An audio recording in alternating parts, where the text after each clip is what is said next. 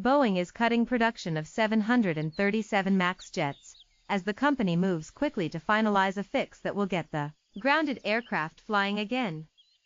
Boeing's monthly production of the aircraft, involved in 2 crashes since October, is dropping by 20% from the current level of 52 a month to 42 a month, the company said Friday.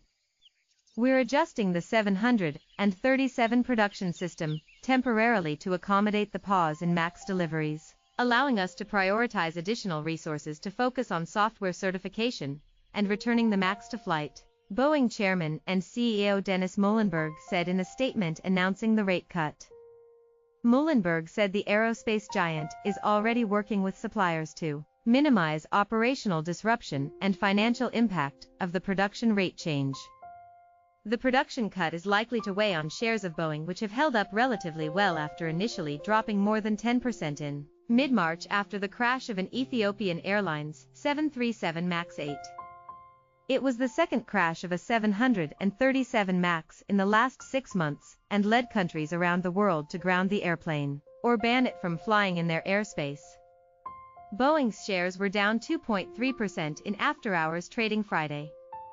The FAA, after initially calling the plane airworthy, joined the rest of the world on March 13 in grounding the MAX.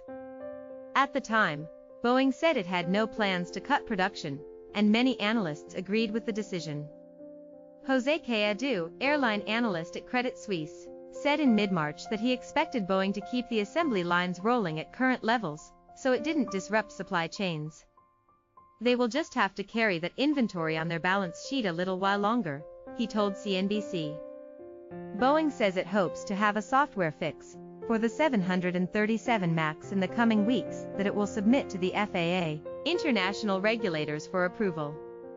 Their review and a potential certification could take several more weeks, even months, meaning the 737 MAX could be grounded well into June, if not later. As a result, Boeing has decided it is smarter to roll fewer 737s out of its plant in Renton, Washington. Separately, Muilenburg says the Boeing board of directors has formed a committee to review our company-wide policies and processes for the design, development of the airplanes we build.